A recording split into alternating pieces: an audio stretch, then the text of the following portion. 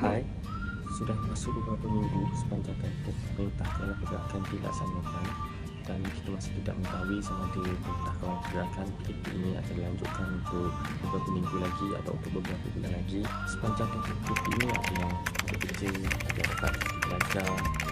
Masa kita dapat ini kita akan melakukan sama keluarga, sama aktiviti sama keluarga. Di sisi tengah keluarga, makanan ringan itu merupakan satu kemudian utamanya kita semua kamar ataupun television sama keluarga. Gerak ke dapur, sering membaca buku sejuk dan gemar bersantai dengan jelantah mungkin menjadi amalan sepanjang PKP ini, terutamanya bagi para suka makan dan gemar memasak. Itu disedari jika secara keputusan pasti ia akan meningkat kesihatan keluarga. Mengawal kuantiti makanan dan mengamalkan daya sihat merupakan langkah untuk mengelakkan obes PKP. Malah kita juga diturut digalakkan untuk melakukan selaman ringan, contohnya seperti push up, sit up. Walaupun ia tidak akan mencapai 100% seperti yang mana dilakukan di atas padang ataupun di track jogging, tapi sekurang-kurangnya kita dapatlah meningkatkan kesihatan kita sepanjang PKP ini. Oleh itu, PKP ini cukup mencabar dan akan mencabar lagi jika ia terus dilanjutkan. Jadi terpulang pada kebijaksanaan kita tentang bagaimana cara untuk menghadapinya dan mengatasinya. Anggaplah ia sebagai satu tanggungjawab, satu kesedaran bagi diri sendiri, keluarga dan masyarakat untuk terus menjaga kesihatan sepanjang PKP ini. Jangan pula kita elakkan virus COVID-19, tapi kita mengundang berbahaya terhadap kesihatan diri kita sepanjang PKP ini.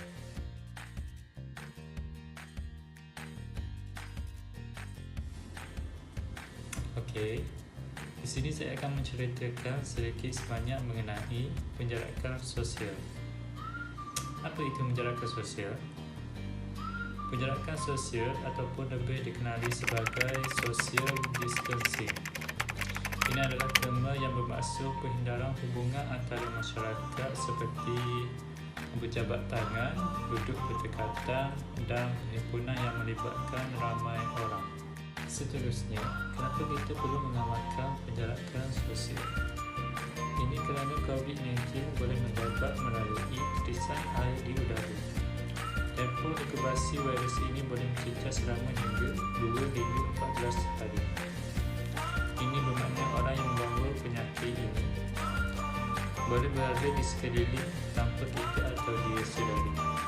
Jadi, pelindung terbaik adalah dengan menghindari persekitaran sosial ataupun menjaga jarak sosial. Dan yang terakhir, bagaimanakah cara untuk mengamalkan penjarakan sosial? Yang pertama, elakkan keluar rumah kecuali mempunyai hal yang penting. Elakkan pengunjung untuk datang ke rumah. Dan yang terakhir, menjaga jarak sekurang-kurangnya 1 meter daripada orang lain. Itu sahaja dari saya. Marilah sama-sama kita patuhi SOP. #kita jaga.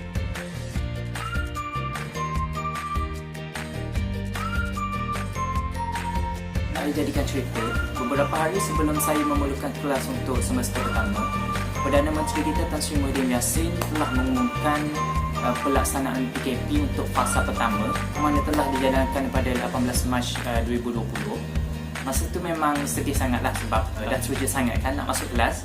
Lagi-lagi nak kena biasakan diri dengan online kelas ni. Mula-mula nak biasakan diri dengan online kelas ni bagi saya memang agak mencabar lah. Yang paling mencabar sekali sebab susah nak faham, susah nak masuk apa yang pensyarah ajar dengan persekitarannya yang orang kata tak kena.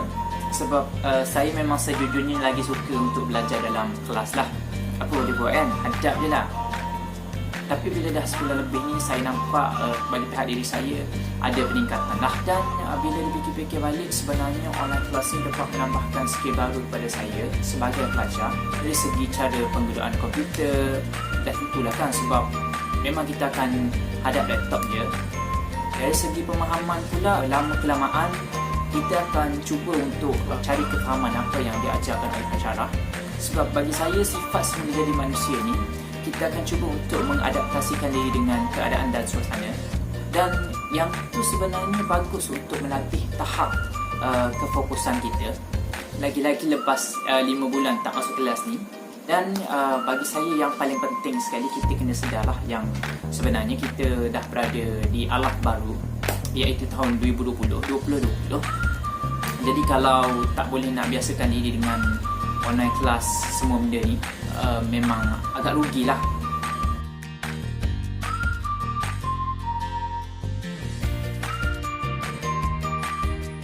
Ramai bertanya-tanya apa perkara positif yang kita dapat lakukan sepanjang PKP ini jalankan. Okey, apa yang saya lakukan untuk menghabiskan masa saya yang terluang di PKP ini, saya membaca buku. Ada kalanya saya membaca surat khabar, Facebook, Instagram, ataupun buku di internet. Lepas itu saya buka laman web eCentral. Dekat situ kita mempunyai pelbagai buku yang menarik untuk kita membaca lah. Apa yang menarik membaca, ia dapat menambahkan ilmu pengetahuan kita lah.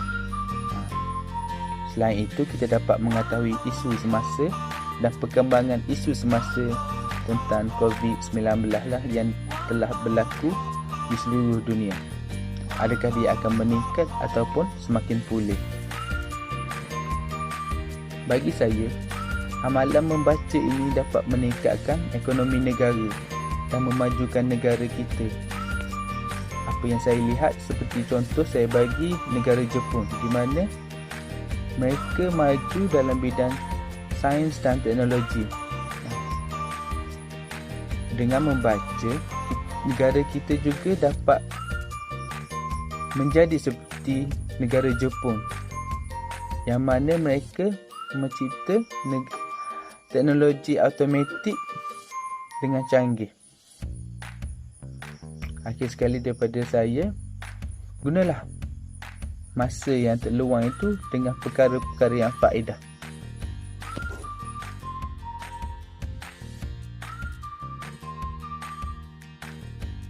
Kita semua tahu bahawa di musim PKP ini kita tidak boleh menjalankan aktiviti sukan yang melibatkan sentuhan. Di sini saya ingin beritahu anda semua, ada sukan yang boleh dilakukan tanpa melibatkan sentuhan. Ya, kita boleh berjoging, bermain badminton dan aktiviti lain yang tidak melibatkan sentuhan. Jangan jadi alasan untuk tidak melakukan aktiviti sukan. Hashtag kita jaga kita.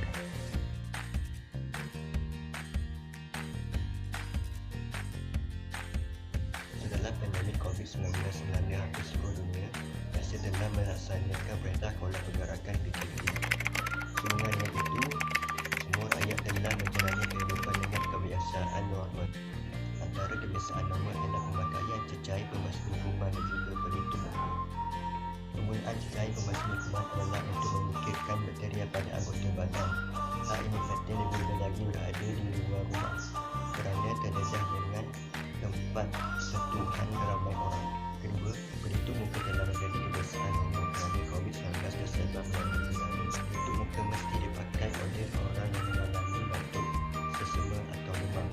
Namun begitu, cabarannya, pelitup muka mesti dipakai hanya sekali dan perlu diganti dengan yang baru dengan menambahkan handi. Saya kurang terdedah dan tidak berisiko untuk terjangkiti. Harapan saya ialah kami semua sedang beradaptasi dan kita semua dapat menjalani kehidupan yang lebih selamat.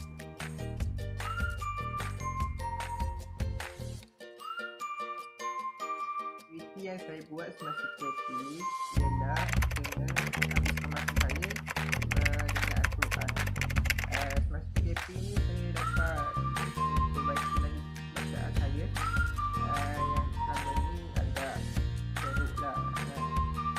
Saya dan kawan-kawan buat grouping untuk kelas mengaji dan seorang akan buat belah petang bersama guru saya iaitu Syekh Abdul Soran Al-Jalan bin Abdullah, dan menggunakan sesi bertalah itu petang dan setiap hari satu dia. Tentu ke ini masa peluang tu terisi banyak juga dengan aktiviti begini kan.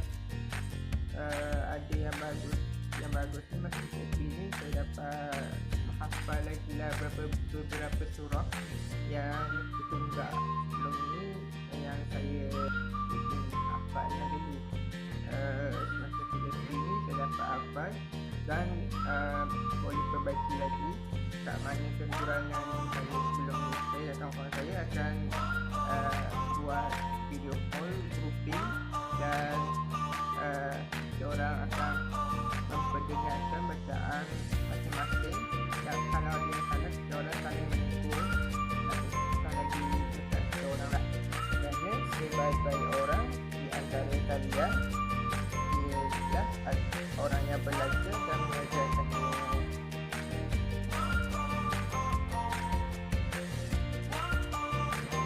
Seperti yang kita semua tahu, yang negara kita sekarang ni sudah dilanda oleh satu wabak penyakit berjangkit, iaitu COVID-19.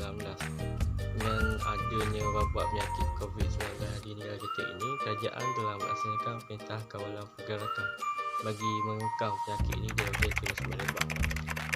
Apabila kerajaan melaksanakan perintah kawalan pergerakan ini, kita semua akan tinggal di rumah bersama ahli keluarga kita. Dan apabila kita tinggal di rumah pula, kita akan melakukan aktiviti-aktiviti yang mungkin sebelum ni kita jarang melakukannya bersama mereka. Antara aktiviti-aktiviti yang kita lakukan bersama keluarga kita ialah bercucuk tanam, membersihkan halaman rumah dan sembahyang berjemaah bersama mereka. Tetapi kepada para pelajar, mungkin sebelum ni kita pergi ke kelas, kita berjumpa dengan kawan-kawan kita berjumpa dengan masyarakat kita seperti biasa. Tetapi semenjak kerajaan melaksanakan perintah kawalan pergerakan ini, kita akan hanya hadir ke kelas melalui atas talian ataupun online kelas. Walaupun kita tak dapat berjumpa dengan kawan-kawan kita ataupun masyarakat kita secara fizikal, kita masih lagi mampu berkomunikasi dengan mereka seperti menggunakan aplikasi WhatsApp, Facebook ataupun Instagram. Bagi segelintir pelajar, belajar di atas talian ini merupakan norma baharu bagi mereka, dan mungkin akan terdapat beberapa masalah yang akan mereka alami seperti sambungan internet yang perlahan dan sebagainya. Tetapi apabila kita duduk di rumah, kita dan keluarga kita mungkin akan terhindar daripada penyakit COVID-19 ini, dan pada para pelajar pula, mereka mungkin akan mengetahui norma-norma baharu yang sebelumnya mereka tidak pernah mengetahui.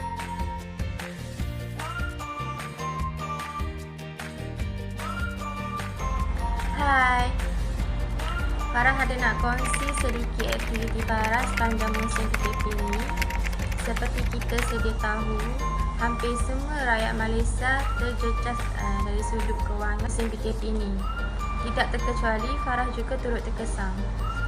So, di musim ini, Farah mengambil peluang dengan mencuba menceburi bidang perniagaan, di mana Farah ada keluarkan tudung jenama sendiri dan memasarkan di semua media platform yang tersedia.